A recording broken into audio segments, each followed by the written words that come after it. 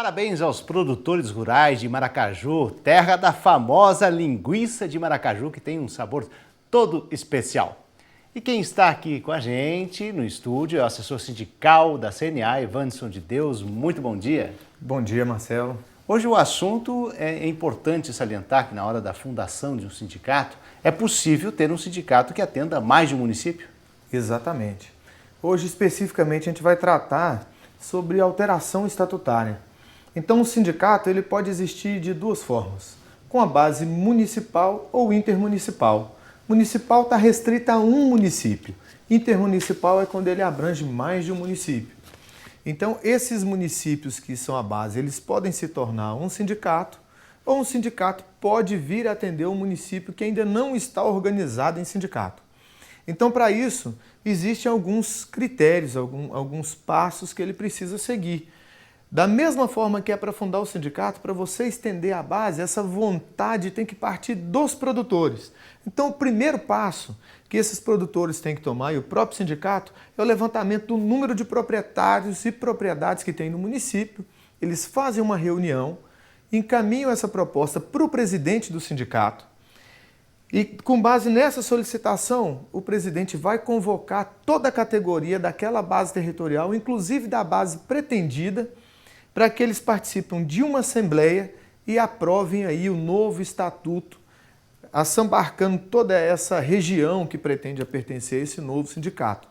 Então é um processo um pouco demorado, mas não é tão difícil, desde que se tenha esse primor na hora de fazer.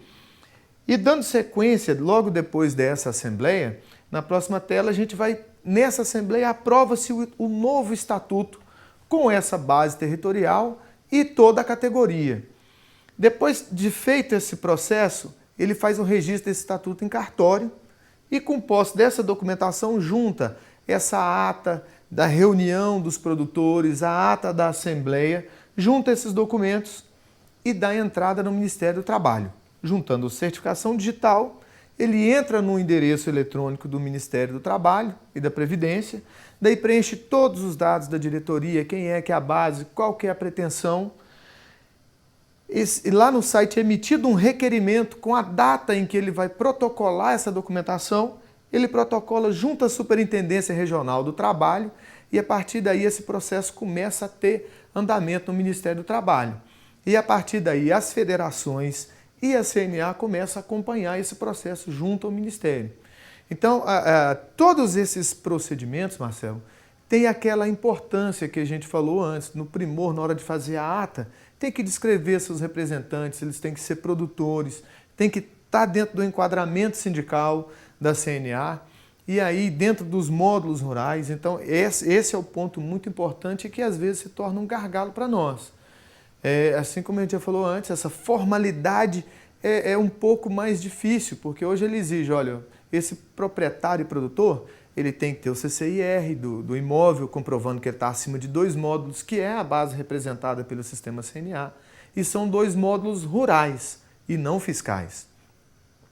Ou ele tem que ter um contrato de arrendamento, ele pode ter um contrato de comodato, um contrato de parceria, ou um contrato de trabalho de curta duração, ou um contrato de trabalho normal, com o empregador assinando a carteira de trabalho, para que ele comprova que pertence à nossa categoria. Até é bom você colocar uma diferença entre o módulo rural e o módulo fiscal, para a gente entender um pouco. Isso é uma questão importante. O módulo rural, ele é expresso em hectares, mas ele exprime a atividade exercida dentro de um imóvel. Então, exemplo, um módulo rural de hortifruti granjeiro, a variável dele varia de 2 até 5 hectares. O módulo de pecuária, ele começa de 30 e vai até 80 hectares, de acordo com a região. Já o módulo fiscal, a finalidade do módulo fiscal, ele classificar os imóveis, as propriedades, em pequenas, médias ou grandes. Aonde a propriedade pequena é todo imóvel cuja área atinge até 4 módulos fiscais. Então, até 4 módulos fiscais, pequena propriedade, são as pessoas que estão dentro, inclusive, da lei da agricultura familiar. Acima de 4 módulos até 15 são consideradas média propriedades e acima de 15 são grandes propriedades. Então o módulo rural ele é expresso para classificar e ele exprime a média das atividades preponderantes do município. Então, muitas vezes, aquele pequeno produtor que está lá com hortifruti granjeiro, ele acha que não tem enquadramento. E numa propriedade com 6 hectares, dependendo da região, ou 10, ele vai estar enquadrado no nosso sistema, e não como trabalhador rural. Então, esse é um tema importante para os produtores, para os dirigentes sindicais entenderem. E se tiver alguma dúvida, algum esclarecimento maior, procurar as nossas federações, as nossas bases, que vão procurar a CNA, consequentemente, e a gente vai dar esse suporte, essa explicação mais técnica, né, lá na ponta, para esclarecer esse assunto aí, essa diferenciação. Então fica bem claro que é importante ter aquela base legal, iniciar bem esta documentação e também a força de poder unir 2 municípios ou mais nessa força sindical. Exatamente, porque essa vontade, ela parte dos produtores. Não é simplesmente uma condição de representar mais ou de arrecadar mais uma contribuição sindical daquele município que vai ser representado também. É uma condição da vontade dos produtores em aderirem ao sistema. Então, esse passo a passo e a documentação é muito importante porque o processo é moroso. Ok, então, tem que muito ser obrigado. Feito com primor.